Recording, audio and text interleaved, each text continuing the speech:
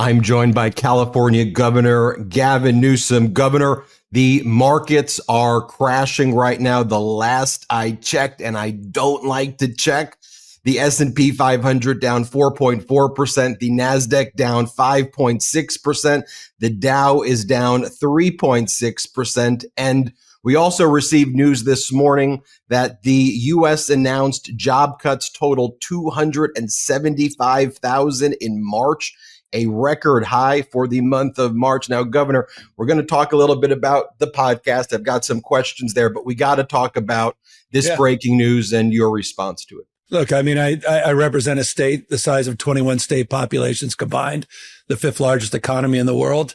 And we have a break the glass moment. We have to update all our economic forecasts, our inflationary forecasts, our unemployment forecasts, our budget forecasts, because I represent the largest manufacturing state in America. I represent a state that's more impacted because of direct trade from China and Mexico and Canada than any other state. And as a consequence, the impacts are extraordinary, but it's not about California per se. It's about all of us. It's about the global order. It's about our alliances. It's about our reputation, truth, trust. It's about stability. It's about the world we've come to know and some of us revere and love the country. All of that now, at risk because of the recklessness, and there's no other way to describe it, of one individual, the president of the United States. You know, what makes this worse, if it could get worse, is that it's a self-inflicted recession. I mean, we all knew what happened with Smoot-Hawley in the 1930s. We know that if you impose these types of tariffs, it's going to have the consequences that we are seeing now. So with all of the info out there, with all of the data that's out there, how could it be that this has happened? How do Americans process this moment, Governor? Well, it's about ideological, it's an ideological endeavor. This, Donald Trump, it's interesting. It's the one thing he's been consistent about. This is a former Democrat who was a pro-choice Democrat who contributed to Kamala Harris's campaign for attorney general in California. And Donald Trump, though, has been consistent for decades and decades on the issue of tariffs and the fact that he believes that other countries have ripped us off. So in every respect, this is shocking, yes, because of the outsized consequences, but not surprising as it relates to the deeper issue at hand. It is, how do we unwind this, and how do we do it in a way that doesn't unmoor the very foundations of our democracy, the best of Roman Republic, Greek democracy, a system of checks and balances, all of that also under assault and under attack at the same time. And how do we do it with a Democratic Party in the minority, but a Democratic Party that I think at this moment will be in its ascendancy as we start to assert ourselves much more aggressively, because we all now need to be unified across our differences, our interesting differences within the party, in opposition of what this president is doing and the impacts we'll have in terms of our kids and our grandkids' lives. Let's talk about that, the how we do it. What's your message? It's the governor of the largest state, the fifth largest economy in the world. What's your message right now about what the Democrats should be doing in messaging what's happening with the economy and just generally in this moment right now of chaos? What's going to happen tomorrow? What's he going to post? How is that going to impact people's lives? Well, we can do it from two positions. I think the answer to that is we use our formal authority to the extent we have it. Those in privileged positions of public service, in positions of elected office. I happen to be governor. So we use our moral authority. We push back. We assert ourselves. I mean, obviously I called for a special session right after Donald Trump's election. I signed that special session bill that allowed us to finance and litigate against the Trump administration. We've already advanced 9 formal lawsuits in just a little over 10 weeks. But we also have something that's even more powerful, and that's our moral authority. And I think that goes to the larger question of everybody, all of us. have to step up. All of us have to step in. It can't just be reserved for those extraordinary leaders that were able to galvanize people to large town halls or large rallies like AOC and Bernie Sanders. I think all of us now need to assert ourselves, to share our voice, and to unify around the foundation of our democracy, our republic. The founding fathers didn't live or die to see this moment. You mentioned Smoot-Hawley. I mean, that was the precursor to the Great Depression, maybe exacerbated it by any objective standard. And that was a little over 20% or roughly 20% tariffs. Trump just did 22.7%, 23%. And it was done on the basis of some cockamamie formula that literally no one understands. And by definition, the markets have reacted to the recklessness to which he's moving into this. At the same time, they're trying to deconstruct the administrative state. At the same time, you reflect that 275,000 figure as it relates to jobs. A disproportionate number of that came from jobs that were lost to government, and same government that's here to protect us from the excesses of the kind of actions that are occurring in the Oval Office. So again, we will flex in terms of our formal authority. We'll then express ourselves with the deeper power that resides in every single one of us. And that's our moral authority, sharing our voice in an authentic way, participating, and being held to a higher level of accountability. And that includes me as well as Governor of California. As part of that cockamamie tariff formula, we're also seeing that tariffs were imposed on an Antarctica island where there's no human inhabitants. Well, it's those just penguins, those pesky penguins, they've been manufacturing a lot of, well, fill in the blank. I'm not sure they're exporting a lot of what they manufacture. And then another island where the only population is an American military base. So we're tariffing our own military base. No offense to clowns. This is clownish stuff. It's dangerous stuff. And when you're speaking to world leaders, and I've seen you've been meeting with a lot of world leaders recently in California because they're looking for stability and answers. What are you hearing from them, Governor? Boy, I appreciate and thank you for your observation. Because I was about to say, because I'm quite literally meeting with those world leaders that have disproportionate. I cannot impress upon you more the number of high profile folks that their names that have directly reached out to the governor of California because of the uncertainty they're feeling about the United States of America and the world they're living in. And these are people in privileged and powerful positions that want to know that California is not going to turn their back. And my point to them is the point I want to make to everybody. We're not going to turn our back. We're going to be a stable partner. That we believe in our alliances. We believe in our allies. We support our friends. We want to build more friends, more allegiance, more bridges, and more opportunity. And we're not going to sit back and as we haven't, but we're going to be even more forceful, and formidable moving forward as we push back against this agenda. And let me remind you why. When I say the fifth largest economy in the world, this is important to understand. We're the tentpole of the U.S. economy. 14% of the GDP in the United States of America emanates from the state of California. We're the largest manufacturing state, $421 billion. The next largest state is Texas, and we're 41% bigger than Texas. We have more jobs, 150% more than the second state, jobs in forestry and agriculture and fishing.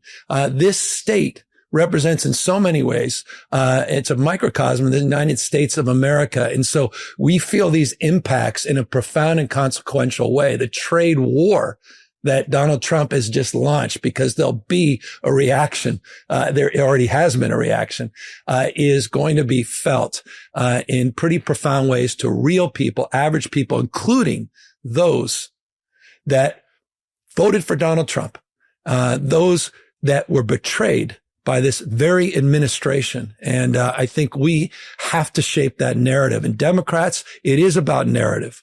We've got to shape the narrative, and we've got to flood the zone as you do in this extraordinary platform that you've created. Thank God for you. but we have got to flood the zone and develop a narrative that can counter Donald Trump and not just get caught up in dangling verbs and getting caught up in sort of sentences and responding to every single tweet or Truth Social, but to develop and flood the zone on a narrative that binds us together, that celebrates, again, all our interesting differences in the vernacular of Bill Clinton, but binds us together as a nation in an aspirational and patriotic way. Democrats need to own that space again, and we need to be a big tent party again, which is foundational if we're going to make the kind of progress that this moment demands.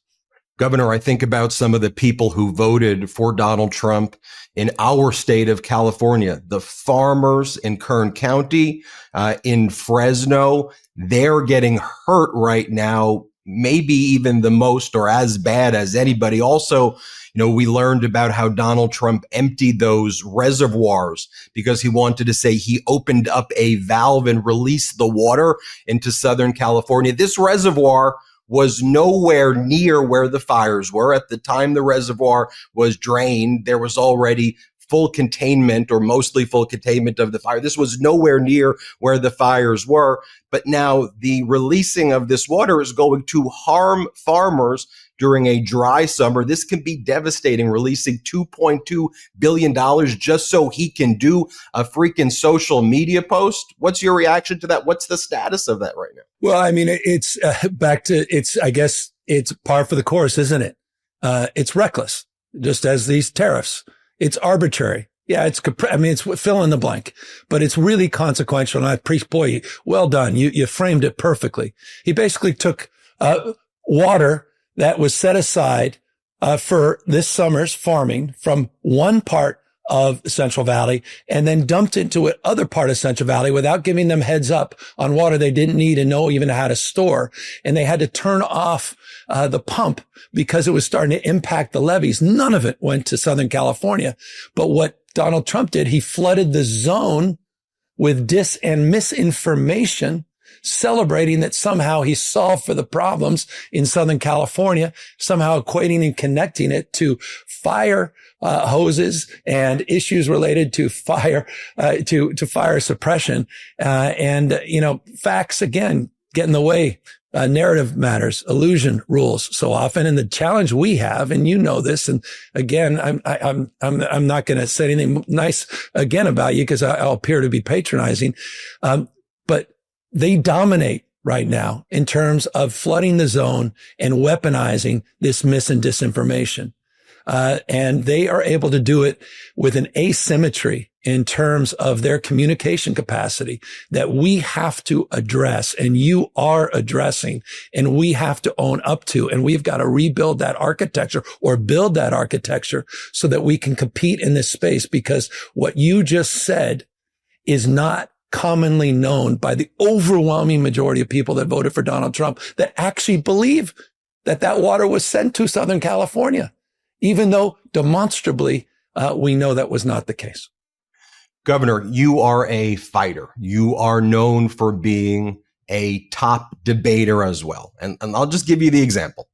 You went on Fox News and you had Sean Hannity conduct a debate with you and Ron DeSantis, knowing that Hannity you knew they were going to do the stunts. You did that in front of millions of people on Fox. Look, the stakes don't really get higher than that. So when people think about you, they think fighter, debater. So I have questions about the podcast. I'm sure you've heard these questions before, and I think it's only fair that I ask them on this show, because what people were wondering when you had someone like a Charlie Kirk and a Bannon, they know that Newsom's a fighter. That's what they think. So when you have them on the show, this is what the argument is, and then let me know. They said, look, Kirk said Kirk says a lot of bad things. MLK is a bad guy. The Civil Rights Act of 1964 was a mistake. If you vote Democrats as a Christian, I think you can no longer call yourself a Christian. Black pilots. I'm sorry if I see a black pilot. I'm going to be like a boy. I'm going to be asking if he's qualified or not. Bannon pled guilty to a felony, contempt of Congress. So people are saying you have them on Does it feel like you're normalizing them for not challenging them and hitting them for those ideas? Right. Because you're a fighter and that's what you're known for. So what do you say to those people, Governor? No, I appreciate that. I say what I said when I launched the podcast. That's not what this podcast is about. And if you're tuning in to watch a debate, turn on cable news. There's plenty of debates going on. Just, go down, maybe go to Thanksgiving dinner and debate with your uncle. I'm not here to debate. I'm here to illuminate. I'm here to understand, because look, we lost the election. We lost the popular vote. We don't have the House, or the Senate. There's certain reality here. We're losing young men. And this perhaps to me is one of the biggest issues, that define some of the challenges of the Democratic Party, multi-ethnic young men in this country. These are trend lines that are growing to become headlines. And I want to understand how these guys work. I want to know what their motivations are. I want to know how they operate. And I want to find areas, where I want to find a capacity to understand and engage, without demeaning. I do that plenty. I mean, we're I'm going at it. We're litigating. We're doing lawsuits. I'm out there debating, but I wanted to create a platform for a different kind of engagement, a two-way conversation. And I deeply respect, how people want to see the other side. But for the purposes of this podcast, I just want to invite people in because I want to understand what world I'm living in. I want to understand what the trend lines are that define it. I want to know how we can take advantage of it. Charlie Kirk has created a platform for engagement where he's on college campuses in ways Democrats are not. He's open debates. He's arguing with folks, and he's increasingly winning young men, and they're converting. And they're moving over. He's built a big platform. He's built a big voice. Bannon, big part of what we just talked about in the top of this about what's going on with tariffs. That's Bannon. This has been Bannon's vision for decades and decades. It's manifesting. And, for me, I'm not, normalizing, you said, I appreciate, but I'm not platforming. These guys have millions and millions and millions of followers. When I started the podcast, I had zero. Like I literally started with zero in that first podcast with a guy who has tens of millions of followers. So who's platforming whom? And so and I'll end on this. I'm exhausted, and maybe others are not. I really long for a world where we can live together across our differences. I really long for a world where I can show up and disagree with someone politically, but still respect and appreciate that they love their kids like I love my kids. They love their community. They want to be connected to something bigger than themselves. They may desire to do that through sort of a religious organization. Others may desire to do that through a nonprofit and a charity. But there's certain things that are universal in life. And I don't know. I just want to, this has been hard, the stacking of stress and all the anxiety and the finger pointing, the demeaning and demoralization that people feel, the attacking people and bullying people. And so that's kind of what I'm trying to do, is something a little bit different, but man, mad respect for those that disagree with me, and want to see a more combative sort of Fox Newsmax version of me. But, I'll keep doing that on Fox and Newsmax, so you can tune in there. You will go on there. You are going to fight on those platforms. Governor, any final words you want to give to the American people who are feeling uncertain right now, who are just worried right now? What's your message to the American? Well, my message is, if you're listening, you haven't, thank you. You're the antidote to your own fear and anxiety. You're the antidote to your own cynicism. You're not cynical. You haven't given up. You haven't given in. So by definition, mad respect, you're winning. You are winning because you're showing up, and that's pretty powerful. And if you can show up and not give into that cynicism after all the stacking of stress and everything you've been through, like everybody listening, watching, everything you've been through with COVID and pandemic and social unrest and economic uncertainty. And I'm not talking about today. I'm talking about what you went through during COVID and supply chain and shocks to the system, to Trump 2.0, and you're getting through 1.0. The fact that you're still tuning in to this platform means you're on the other side of this if you maintain your just confidence in yourself. And so I just want to acknowledge everything you've been through, but also just, ask you for a little bit more on behalf of all of us, and know that I really believe this in my core. We're in the majority, good people that want to do the right thing, that don't want to talk down to people or pass people. that really believe in the values, progressive values that we hold dear, that we're all better off and we're all better off, that everybody has the capacity to flow with the forces of life, to be fully expressive. And it's our job to encourage that and enliven people, into a sense of well-being and opportunity. And so I just want people to keep the faith, I guess, is a long-winded point, and I just want to compliment, the Cory Bookers of the world, my old buddy, my old friend, former mayoral colleague. If he can last 25 hours on his feet, we can handle the next 25 to 36 months as long as we step up and we're on our feet, and we're out there and we're making our voices heard. California Governor Gavin Newsom, first time on the MeidasTouch Network. We appreciate you so much. Great to be with you. Everybody hit subscribe. Let's get to 5 million subscribers.